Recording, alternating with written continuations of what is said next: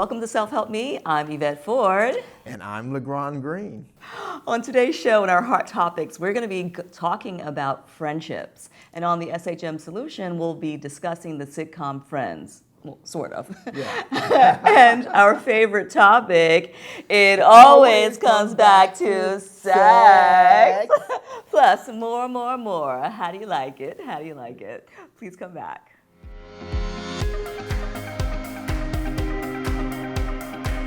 LeGrande, do you find that you have fewer friends the older you get, or that the same friends you had when you were younger don't really fit into the life that you have now? Yeah. Mm-hmm. That's pretty standard, though. Yeah. So what I've learned is over the past 10 years is that when I was younger, I had a lot of friends, but what we shared in common was partying and clubbing. Okay. And when the house music stopped, so did the relationship, and we had absolutely nothing in common. Right. Well, but that's pretty standard when you're younger, because your interests bound you together, and as we evolve and grow, it's the same thing in marriages and relationships too. But with friendships, it's funny. I just went to a wedding for one of my friends from college, and I look back. Where was the wedding? And oh, you were in Sedona. Beautiful Sedona. Very nice. Beautiful Sedona wedding. And this is a friend of mine. I've been friends with her since freshman year of college. Mm-hmm. So that's like 30-something years. And I thought, why am I not friends with everyone else from college? Because your interests evolve, and what's that phrase? You're in it for a reason or a season? Yes. Mm-hmm. Yeah, so it changes. Yeah. Well, I used to have these club friends, and I really swore that they were like my ride or dies. And honestly, like today, I couldn't tell you not one of their names. I mean, I have no idea who these people are. But sadly, the reason why I bring this up is because I had a really close friend, and she lived in another state, and we knew each other for many, many years, and we were party friends. So we would only see each other for visits like a couple times a year. Mm-hmm.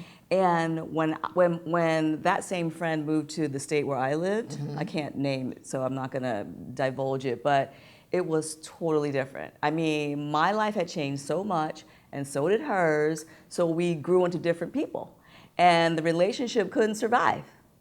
That's pretty standard, but it's the pain of that. I've had friends when people, this happens in gay or straight relationships or friendships. When you get married, that's a big game changer for all relationships and friends. A lot of friendships fall off at that point because the people who have the kids are involved with the kids and the family and all that, and you are doing your thing if you're single. And it's not a horrible thing, but there was a great Sex and the City episode about this.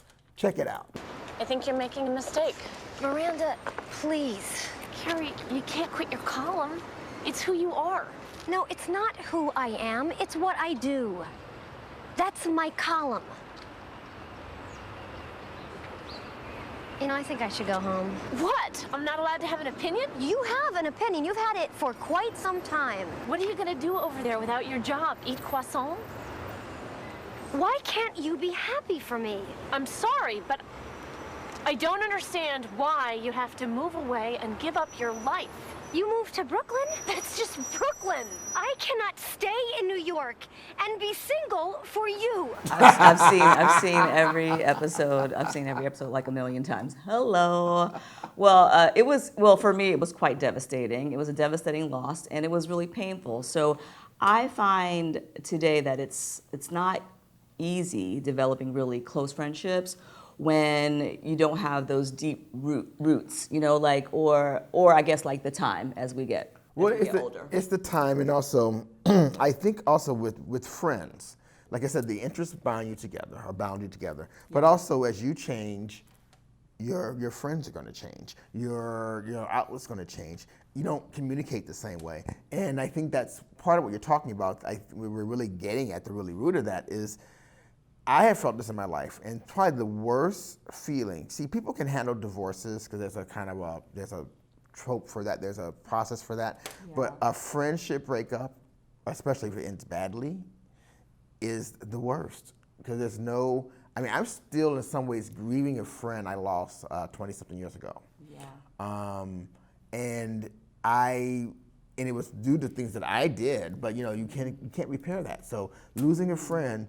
There's no process in our society for that. So I understand what you're saying. And when you grow apart, part of us feels like we should Like I should still want to be friends with that person. And it's actually okay. I mean, I actually had to go through this.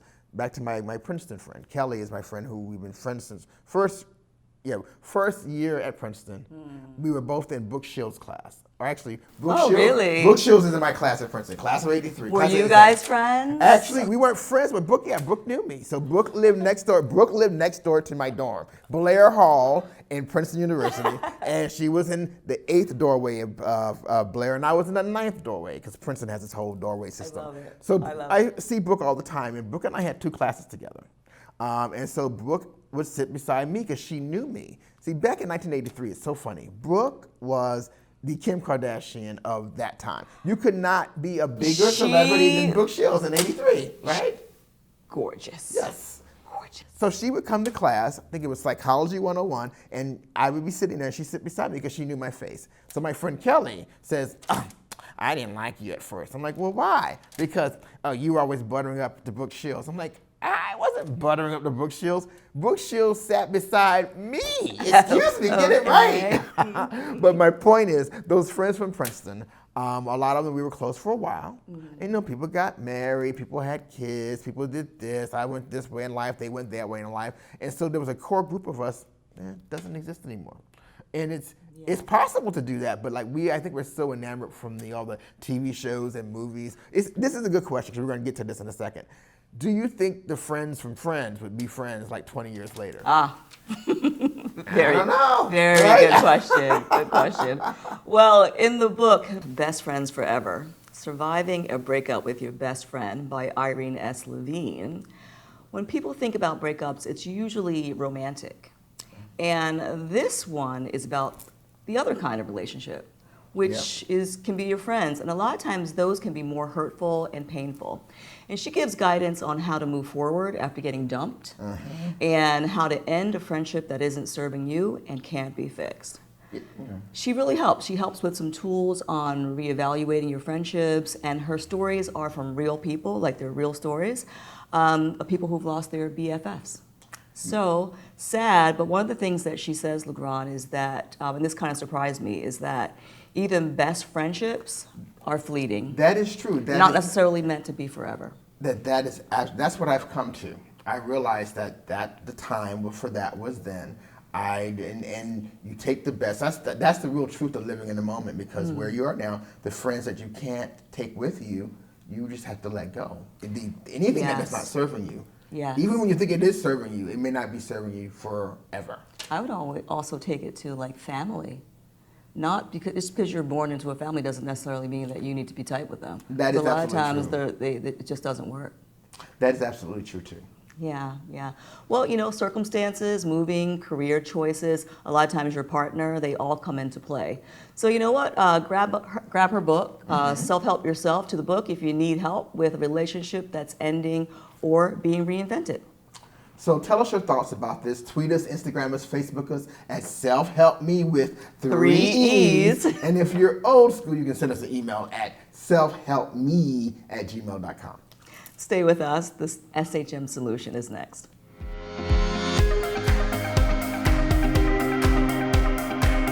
Now, speaking of friendships, Yvette, Yes. I read this article on Medium entitled "How a TV Sitcom, Friends, Triggered the Downfall of Western Civilization." It was by David Hopkins. Must-see TV. Every Thursday night, remember? Well, first of all, let's talk about Friends. I mean, even now, there's 2 guilty pleasure shows I have. One is, we already talked about it, Sex in the City. I just can watch that no matter what, And the other shows For that I put years, on, over and over, every and episode, over every and over and again, it's still, right? I love it. I just love it. And the other show is Friends. For me, I can put Friends on when I can't find anything on TV and I can't find anything to do. I just want something to send in the background. I put on Friends, and I still laugh out loud. I still laugh. I still do. I still think it's funny. Yeah, it still laugh out loud. But the premise of this article about the dumbing down of Western civilization was so interesting. So we all know Friends and Ross and Rachel and Chandler and Monica and who the other two? Joey. Joey. I feel like I missed somebody there. He had a bunch of spin-off shows too. Yeah, Joey, no good. Joey was no good. That spin-off show was Didn't work. horrible. But the premise of the show, they're friends, right? But Ross is kind of like the doofus. You know, He's the nerd. He's a complete nerd, and they're always making fun of it. And half the time we laugh at Ross, and oh, look at him, and blah blah blah blah. But Ross is a PhD. He's a paleontologist. He works. Yes, he's a professor. He's all these other things. And so this article was saying that Friends is the start of our downfall because it was anti-intellectual. It was about showing how people are laughing at intelligence, making intelligence a fool. Not that this relates to anything to our world today. We don't have any reason to think anything. But so I thought... Not at all. So it wasn't even so much what he was saying in the article, but it was such a great way of looking at how we view education and intelligence and wit and qualities that used to be, now, I think this was way before I was even born, but I think from reading history, you look back in society, they did value education. They did value that. And now, Sure, not so much. Not so much. You think that it has to do with today. You don't necessarily need to have an education, really, in order to succeed and be successful. Just not really necessary. Well, education, formal education is what I would clarify with that, because it's funny. I was just talking to a friend yesterday. Her daughter is very talented. She went to community college, and her mother wants her to go to the school. And the girl's very clear about what she wants to do. She's excited. She's doing this. I said, I don't have kids, but I think if they didn't want to go to school and they had a clear path, it would be okay with that. Of course, I say that because I don't have kids, but you want your kids to have the most benefit. But school is not necessarily doesn't teach you anything. Well, Madonna didn't go to school. Just saying. A lot of people didn't go to school. A lot of billionaires are high school dropouts because they had to survive. So school is great. We're not saying that, but we're not saying stay in school. Saying that. Stay in school. But we went to. Do the thing you want to do. We went to good schools. Yeah, went to good schools. Well, I know I did. Well, I know I did, because my school's better than his. Well, here's the solution. David Hopkins says the way to retain our sanity in a dumb world is to, number one, read a fucking book. Like I did at Princeton. And he says something special happens when you set aside the inane distractions of modern culture and immerse yourself in a novel. That is true. Reading is important. Reading is important. Now get this. The New School for Social Research in New York proved that reading literature improves empathy. Mm-hmm. He says it's true. Reading makes you less of a jerk.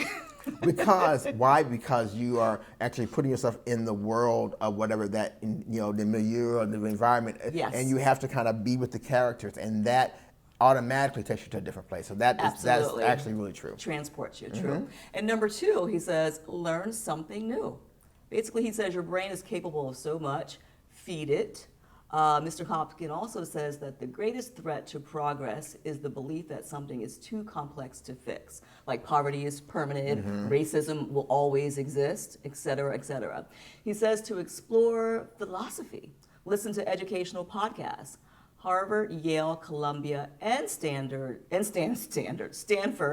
are offering these lectures online and for free. I guess Princeton couldn't be bothered. Well, no, it couldn't be.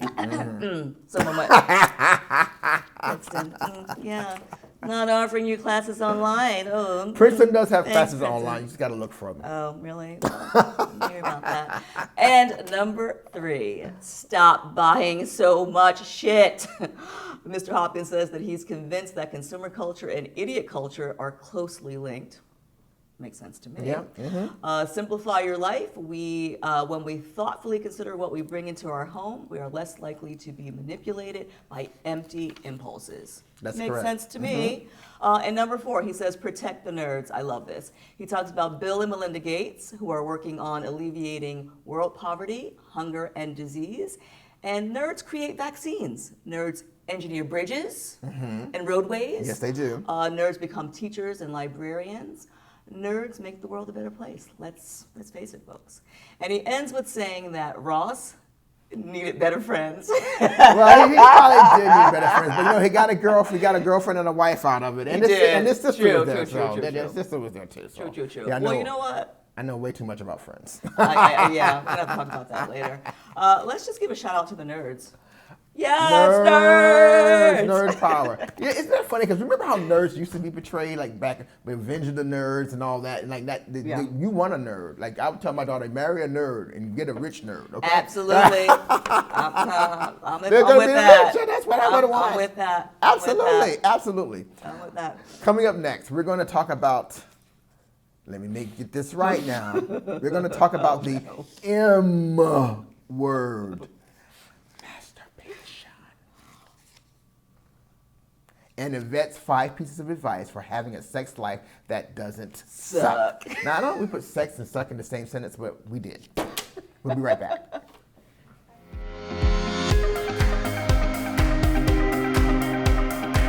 Now, here at Self-Help Me, this is something I love to talk about. SEX. But the reason I love talking about it because it's something that's always overlooked. People ignore sex, although it's something that we think about all the time. Now, the thing is, we talk about being spiritually well and physically well and emotionally well and relationship well, but you are not well unless you are also sexually well. And this is why I want to talk about the M word. Uh-oh. Masturbation, honey. Oh, Lord, here we go. Here we go, people. Here we go. Now, it's 2018, and people are still squeamish about this subject, which I think is ridiculous. That is ridiculous. This article from Mind Body Green says, hooray, another reason to masturbate because, 1, masturbation facilitates sexier sex. 2, mutual masturbation opens up all kinds of erotic doors. 3, masturbation makes you physically and emotionally healthier, which leads to greater intimacy and satisfaction. Now, listen to this list, Yvette. Oh gosh, here we go. Okay. Here's what masturbation does. Improves sleeps, increases self-esteem, improves body image, reduces stress, releases sexual tension, relieves menstrual cramps, strengthens the muscle tone in the pelvic and anal areas, and reduces women's chances of involuntary urine leakage and uterine prolapse. Now, men benefit by all that, and that's just for like mostly women. Wow. Now, men can reduce their risk of prostate cancer through regular masturbation. And another note we can take for women, masturbating can flush out old bacteria from the cervix. I mean, that is why it's called the M word, but I have another M word for it that I personally use. I simply call it maintenance. Oh. And I have a funny story about that. I like that. I won't put you on the spot and ask you if you do or how often. I won't ask you that, Yvette. If you talk about me, I'm going to punch you in the face. I won't talk about you. I won't talk about you. I'm only going to talk about not you. So I want to say that you, but not you. There was a time in my life now I was diagnosed bipolar years and years ago, and then before my medication. But then there was a point I would have these racing thoughts, right? And the only way I could get rid of them was to masturbate. It's gonna sound so weird. And so I literally had to write down to remind myself. I had to remind myself to masturbate because the maintenance is what I called it. And I had it on my schedule, maintenance. I actually scheduled masturbation. Wow. I had to put it on my calendar and said maintenance because I would forget. And I didn't realize that all those physical effects that you're getting from the masturbating is good. We always talk about masturbation with shame and all this other stuff, but it's really healthy. Sure. It's really healthy, and I think releasing the shame around it is what's so important. I think I agree with you, and I love that maintenance. Because also masturbation, it makes it almost sound like it's like you're doing something wrong. Yeah, it's a bad word. And I mean, maintenance is like, you're getting your little release on. I mean, you're maintaining. I like that. Yeah, masturbation needs a word makeover, don't we think? I think so. Well, I think maintenance is the word. Well, so like it'll be code to be like, oh, I'm going for a little bit of maintenance. I'll be right back. I think what would I call masturbation? Pleasure. They say self-pleasure and all these other things. I don't know about that. We'll think of a name. Yeah, we'll come around. Yeah, well, another M worth mentioning is this Dr. M, a.k.a. the Doctor. So, do you ever watch Viceland? Not that often, although I've seen a lot in my Facebook feed. Oh gosh, It's got like the best programming, I think, on television, bar none. Mm-hmm. Well, in any case, so I saw this show on Viceland. So this guy, Dr. M, he's in New York, and he goes to women's homes, and they can come to him too for a visit, but he does erotic massage. And these women are having these like deep earth-shattering orgasms. And interestingly, it wasn't like, it's not dirty or porn or anything like that. It's just like these women really needed to have a release because they want to be touched. They're stressed out from work and family life. And the sad thing is that he has to remain anonymous because it's against the law. And there isn't even any penetration. So, I mean, interestingly though, it's like Dr. M says that most of his clients are 20-something women. Well, there's a history of this, There's a history of women's self-expression and pleasure, and from waking the 1800s and like the late 1800s, early 1900s. Women had to go to the doctor to cure hysteria. Oh yes. And the doctors are basically inducing orgasms with the women, and so women were going quite often to get this release. Sure. And I know a little bit about. As you know, I have a very interesting life, or I've had a very interesting life. And one of the guys I dated was a tantric massage therapist. Ooh. And what he did... I never tried that. Oh, it's wonderful. And so what he did is he had a whole business where he was going out and teaching men the pleasure of from prostate massage to all kinds of different things. And he would tell people, and we were talking about this the other day, that when you came to his massage to book a session, you knew that it might go somewhere else. It might go to a potentially what our society regards as a sexual place, because you're working in the genital area, but he would help release people. But when you say go somewhere else, like, I mean, where do you mean? Massage is, it would go into your genital. Oh, you mean like just, yeah. It's not just like most massage obviously is not sexual. Right. But this might go into the sexual area where they are releasing and working the the different genitals for different reasons. And it's a release, and so there's a really a powerful thing about this. In our society, this guy was an engineer, very successful engineer. Sure. But his passion was Tantra. So he did the tantric massage on the side. And of course, in the eyes of the law, that's prostitution. Oh, that is But he was performing a service. So it's just something to think about, Wow. That's crazy. Yeah. Well, most women need more than just intercourse, by the way, to achieve orgasm. You wouldn't know nothing about that. Well, I'm gonna tell you, but I'm gonna tell you, you don't know. We'll discuss later. Anyway, in the book, The Myth of the Vaginal Orgasm, it states that women are most likely to orgasm from other things that have nothing to do with penises, no dinglings. Usually it's digital porn. You're watching it, digital stimulation, and vibrators and sexual touch are the main ways in which women have orgasms. Because vibrators are really, that's the thing, right? You absolutely, you're talking metaphorically, of course, right? Well, yes, I don't know anything about this. However, all women have vibrators, and that is really how you're getting that's how you're getting it in. Let's be honest. But according to RedTube analytics, women are 23% likely to search for porn that is massage related. That's fascinating. So isn't that interesting? I didn't there's massage porn, really? I've never. I Yes, like to think I've seen there every is kind massage. I like to think I've seen every type of porn. I have never seen a massage porn. Do you ever look at straight porn? I do actually. I do. I find it fascinating. Really? That's a whole other subject. That's a different show. Yeah, but massage porn, I guess they're into the stimulation. Sure. But you were talking about the tantric thing. Like, I would think that would be a part of it, where you're like. It is part of it, but I'm just thinking porn-wise. I don't know if I want to see that, but I guess porn. Actually, this is a whole other subject. But porn is about the story you're telling yourself in your head. So if you want to, I like porn that tells us a kind of a story. Like if you just wham bam thank you ma'am or wham bam thank you Sam. In my case, I don't. I'm like I need some context. I need some context. Okay. Well, I do. Well, I have to say that I do like that you said that, because in the porn that's created by female directors, that porn has to have a backstory. It just can't. You can't just go in and just start. Be more playful. She says people take sex too seriously, that it's often about role-playing, submission, vixen, etc., all that kind of stuff. Yep, when it doesn't need to be any of that, she asked her clients, when was the last time you had fun during sex? Be silly, joke, laugh while you're rolling around in bed. Yeah, I would say, I've said that to people before, I think when you know you're with the right person, when you can laugh during sex. When there's something happens and you're just laughing, that tells you you're totally, completely there. Yes, yes, agreed. Number 2, she says, get better at initiation and rejection. So this is an issue. So Ms. Marin says that unskilled initiation and rejection are toxic to relationships, causing resentment, frustration, and anxiety. For example, partners with higher sex drives get tired of being turned down, and they start to stop initiating. Yeah, I can see that. I see that too, and I've experienced that as well.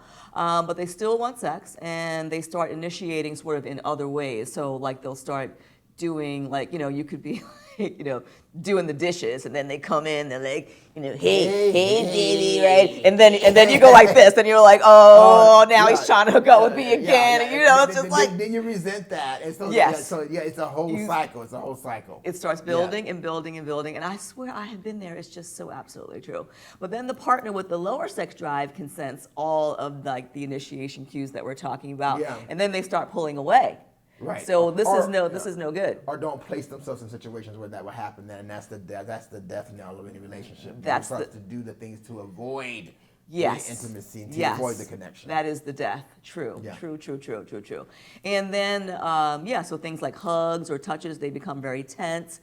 She also says that we're always going to have mismatches of varying degrees. So it's important to learn how to navigate. And she says that you have to state what you want clearly without demanding. Which no one wants to do. Nobody wants to do that. I mean, we need to do it, but we all think that your partner should know what you want. Right? And that's not the case. It's just not the case. I mean, sex is actually a lot of work. Yeah, it's communication. It really is. The kind we're talking about. There's another kind we'll discuss later that's doesn't require any of this. B, be genuinely curious about what your partner is feeling. Yeah. Important. And C, ask if there's a way you can help your partner feel more open to connecting. And if you get turned down or feel disappointed, don't be rude. Yeah. Don't be rude about it. With rejection, she says, to listen to your partner's initiations and give yourself a moment to consider. Don't immediately turn your partner down, even if you're thinking, hail to the no. If that's your first inclination, just take a moment, take a breath and think, It could be fun. You could have the teeniest part of you could get into it. You know what I mean? Yeah. But don't pressure yourself to do anything that you wouldn't want to do, right? And then number 3, she says, make pleasure your focus always. So when you don't give value to your sex life, it's hard to put the effort into, ensuring it's going to stay healthy. Yeah, that's true. Makes sense? So she suggests telling your partner that sex is important. Have a state of our sexual union regularly. I love that idea, and I'm really going to take that on for myself. And I feel like, I don't know, once a month, twice a month, just check in. And then if you have it like it's a regular reoccurring thing, it's coming, so it's not weird. And then I think over time it becomes less weird, so it's coming up, and then it can become very enjoyable. Yeah, I think that's. Oh, because I thought you could that could be interesting because you can make it part of your, obviously, communication is important. Yes. And also, if it's coming up, this is going to sound weird, but I think this would be interesting to me. If you knew that you were going to have a kind of a sex check-in, where it's just like you're both just sitting there naked for your talk and whatnot, and you can go, well, honey, I like it when it's like this. But do you need to be naked? I don't know. No, I like the naked part. Oh, I like the naked part. See, it's always, She's right. She's right, really. this woman. She's right.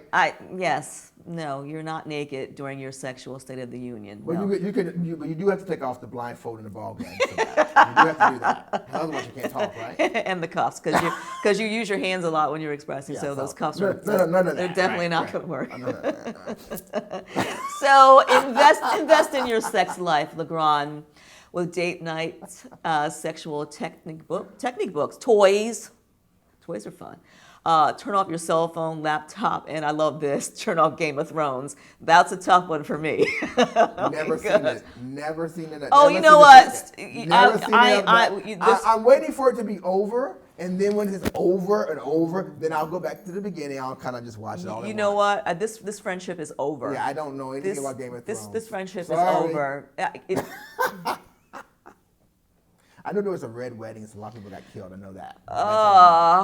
Number 5, have a beginner's mind. Our brains light up like Christmas trees when exposed to new things. Experiment with sex. Finally, keep in mind it's okay to laugh at yourself if things go awry or don't end up the way you thought. Which I like that. What do you think, Steve? Think about the I don't know, what was state Steve? of Steve the Gold, $1 million listing, New York. Hi, Steve. Our SHM bae, I guess we would say. My bae. I don't know what he would say about sex. Steve, I feel like Steve would be a great communicator. I feel like Steve would have no issue telling me exactly what he wants. I didn't know we were in fantasy land. Steve, Fantasy land. What can I do for you, Steve? Well, think about Steve. it. Now, let me ask you a question. How much is sex like real estate? Ooh. Great question. You're acquiring not Ooh. like property, but you see something you like. Now, how do you get it? And you got to negotiate to get what you want, right? True, right? true. We don't have to exchange any money necessarily. Well, you can. But yeah, I just thought about that. You know, being a good real estate agent, as Steve is, some of those same qualities will work in a bedroom. Well, absolutely, especially the negotiating skills. I mean, that comes into play too a lot with our sex lives. There's a lot of negotiation that happens in that. Communication. Oh yes, give it a try, folks. Okay, well, lightning round's coming up. Woo, stay with us, guys. We'll be right back. Old school. The origins of upper class black say Brian Gumble is, Bill Cosby isn't, Lena Horne is, but Whitney Houston isn't, Andrew Young is, but Jesse Jackson isn't, and neither is Maya Angelou, Alice Walker, Clarence Thomas, or Quincy Jones, and even though most of them try extremely hard, neither Diana Ross or Robin Givens will ever be a part of the upper class blacks, according to Lawrence Otis's book, Our Kind of People. And I guess that comes from, it's where you start, right? Because those people did not start in upper class. There's a whole culture there, and I know I didn't start there either. Yep. And in that world, the Jack and the Jills and all the bougie and whatnot, you're not going to get in there. That's right. What's your deal? My deal is I just went to the wedding I was saying earlier in Sedona, my friend Kelly, and I forgot how to do the electric slide. Lightning. I mean, how could you forget how to do the electric slide? I don't know. And then it took me it doesn't come to mind, actually. It took me half the dance to figure out how to, I'm like, oh my God, I'm a dancer. I'm like, oh God. So my point is, it got me to thinking about, as far as old school goes, like what old school dances should you have in your repertoire? You know, for weddings especially. You know, electric slide. I don't know what they're called. I don't know any. I just say do all the basic 80s, 90s dances. You know, the Roger Rabbit, and Walking Man. I feel like maybe like Saturday Night Fever, but that's yeah. Anyway, that's my old school contribution to that. Okay, popcorn, baby. Okay, so the documentary "Scatter My Ashes at Bergdorf's." It is everything to this New York girl right here. Michael Kors, Oscar de la Renta, Isaac Mizrahi, Bobby Brown, the window displays. Everybody wants their line in that store. It's just that iconic New York building, one-of-a-kind experience. Check it out, pure decadence. Oh, I have to check that out. Yeah, I like Bergdorf's. Bergdorf's, hello, institution. And my contribution to our popcorn segment is, this new show, it's not new actually, it's new to me, 90 Day Fiancé. And basically what it does is that they take people who are in love with people from overseas, and they bring them together. So either the person in America either goes over there to meet them, or they bring the people over here. It's fascinating. I've seen it. And it's like Jerry Springer on steroids. Yes. Except it's reality. And so that's my comment. Check it out. 90 Day Fiancé on TLC. Awesome. Next up is Millennials saying what? Okay, FOH. I never knew this one. Fuck out of here. I didn't know that. Yeah. Get the fuck out of here. That makes sense. Thirsty, boo. If you thirsty, Okay, either I've you're seen that. thirsty for Insta likes or a girl or a guy, and guess what? It's It not ain't a good thing. It ain't a good thing.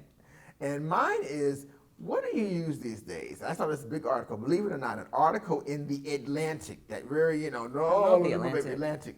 talking about Bay, the death of What? Bay, B-A-E. Bae. So What's so it's up, like how bae? millennials don't use that anymore, Hey, and they don't bae. use boo, and like, so the question is, what's the equivalent of Bay or boo for millennials? I don't know. Yeah, so, well, it's just fascinating. We'll have to Check it find out. Yeah. And now it's do that. time for One. Okay, so I am so pissed off with Google Gmail right now. They changed the format. It's confusing as Oh, yeah, hell. yeah. Confusing as hell. Now you can't tell what attachments are. Who's on the thread of the email? You don't know where to look. Your eyes, it's like super busy. It's crazy. There's all these boxes, autoresponders, and worst of all, like they expired the link where you can go in and change it, because you can, like before when they came out with it, you could always go press the button back on the bottom, and go yes. to the classic version. Now it's gone. It's completely gone. You can't go back to the original format. So I'm pissed off at Google Gmail. Yeah, I actually did not have the problems that you're having, but hey. It's very busy. Have you not seen it? It is really, it's too much. It's too much. It's too much. Google, hook a sister up, please. All right, what's your beef? Now, my beef, or not beef, and we're just talking to Winston here, who's in our production studios, and it's wearing Winston! slides, and I didn't know it was going to call slides. Oh, see. Yeah, come on, see. Winston, show Oh, us. no, here he goes. Yes, Here yes. he goes. This is Winston. Yes, this he's is our Winston, production who works behind team. the scenes. Amazing. Say hi, Yeah, that is- Winston. So Yeah, you're right. Oh, that's great, right? He's too tall. He's also very tall. Now, we know what we're talking about. I know we can get your foot up here. Yeah. But How are we it's like- gonna? This is my pet peeve. I can't. And I know I'm okay. You're good, Winston. Thank you, I'm Winston. so everyone does it. It just looks. I like a sock. I like a sock with a sandal. I'm good with it. When did socks and sandals become a thing? First of all, that is like a no. My father wore socks and sandals. That's ridiculous. So that I could never get with the sock. Period. And the sandal. Either wear the sock and a sandal. Okay, first of all. So now the slides. And then first it started, and then I saw it happening, and I thought, oh, is that just like a inner city thing? And then I saw the white kids do it, and I saw it. I love it. Everybody does it. And I love it. This is how I know I'm getting older, because I'm like, I feel like one of those guys in the 60s with the short, those guys with their long hair. Those young whippersnappers, get out of my yard. So I will tell you that does not exist in my wardrobe. My mother would have a fit Well, at that. I love it. It's daddy. Oh, Winston, can Not you about believe? Winston. No, to me. I know I'm wrong. I know I am in the Sweetie, minority on this. Take it down a notch. But this is called. I will keep you out of this video. My new host No, next week, my new host, Winston. Winston's not tacky. I'm not saying that. I'm saying in my eyes, that is what this segment is called. Wine. But now we're going to talk about wine. Take it away, Yvette. Thank you. Okay, so today we're having a sip of, this is so great, I love this, White Girl Rosé. I Okay, mean, what we got the here? side of the bottle, like, well, we'll get this, I don't know if we can get this in a close-up, but the side of the bottle is so funny because it says, hey, you guys, you look great. Have you lost weight? And what I love, too, it's bottled by Yes Queen. Oh, Yes Yes Queen. That's who bottles it. Yeah, Okay. in Parlier, California. I don't even know where that is. Never even heard of it.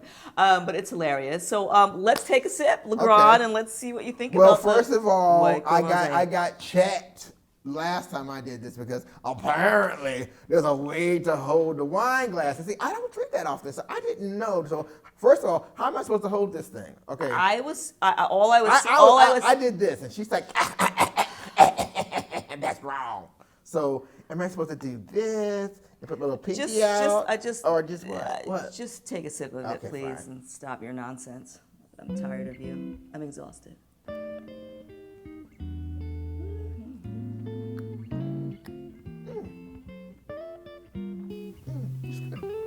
Man, that's good.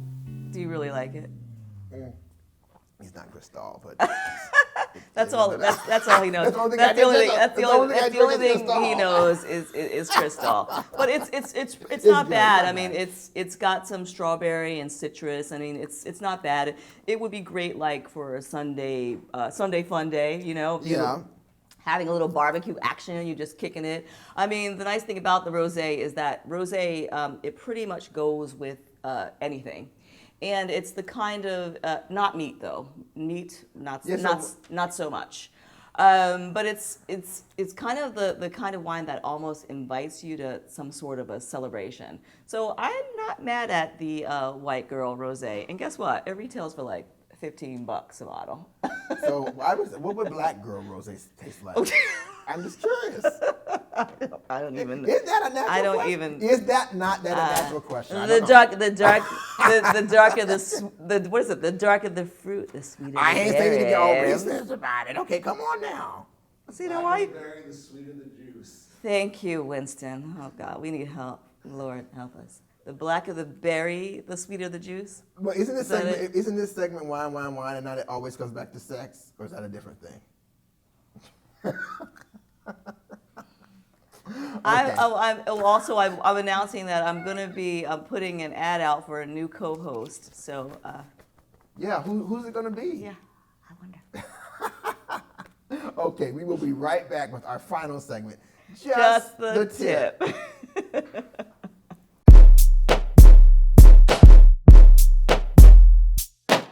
Just the tip. Okay, LeGrande, don't have time to work out? Of course you don't. Oh, that's not true, but yeah, we would imagine that. Go But ahead. of But course if you don't, Of if you course, don't have time to work out. But of course, you do. So, and I personally, I go through phases with my do nothing, can do spirit. But here's a great 20-minute workout that'll kick your butt, and it's free on YouTube. We're always hooking you up. 20 minutes strong by Zumba, cardio and full body toning workout. Zumba, ooh, Yeah, on okay. Pop Sugar. It's really cool. This woman, her name is Ali. I don't know how to pronounce her last name, but it's like Zaire from Zaire. Look that I up. can't say it. Yeah. Well, she is one scary biatch, but she's gorgeous, but scary as shit. So I've been doing the 20-minute workout, but there's a 60-minute version as well that Okay. you can try, and I'll get there. But try it. It's free. It's amazing. Send us your results. Of course, tweet, Instagram, or Facebook us at SelfHelpMe, and remember that's with. 3 E's. E. Or if you're old school, just send us an email at selfhelpme@gmail.com. What's next? Well, that's up next is our shout outs. Oh, who are you my shouting shout out? out is my friends Kelly and Ken Brown, who just got married in Sedona. Beautiful wedding. It's beautiful gorgeous wedding. there. And like I said, I normally don't cry at weddings. Whatever, I'm just cold, I don't know. But Heartless. I just burst out into tears at seeing my very good friend walk down the aisle and seeing her happiness. So my shout out to Ken and Kelly. Aw, Ken and Kelly, what sweet. We had this beautiful picture you can see right now. They got married in Sedona, which is, gorgeous. Beautiful. Not only did they have And sacred. one rainbow, they had 2 rainbows What? during the course of the ceremony. It's crazy. Who has a double rainbow ceremony? Wow, beautiful. I love Sedona too. It's just gorgeous. Yeah. I love those red rocks, just amazing. And your shout out? My shout out is to my Randy. It's funny, like, you take things for granted. He's in my home supporting me. He always supports me, even though he has absolutely no idea what we're doing ever. He feels like such an outsider. But he's just he's kind, he's generous, and he's funny. And they really just don't make him like Randy. He really is the salt of the earth. So I am very grateful for him. So, It's Randy. great when you have support in your life. You have Yes. support. Oh, I do have some support here too. We love that. We're going to thank you for joining us on Self Help Me today. Yeah, for information on all Self-Help Me topics, please visit our website, selfhelpme.com. Thanks for hanging with us at SHM. And remember, the best way to help yourself is to help someone else. Bye. I'm Yvette Ford. And I'm LeGrande Green. Bye.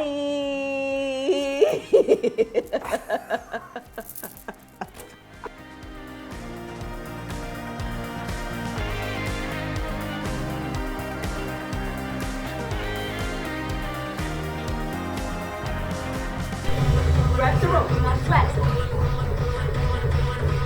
Right. Hop. Hold it here, now jump. Now really slam those ropes down. How are you doing, Anna? All right. Again, modified version. This is exhausting, man. I need to hydrate. Really, change tack. Tap. What? It's 5 o'clock somewhere. Don't judge.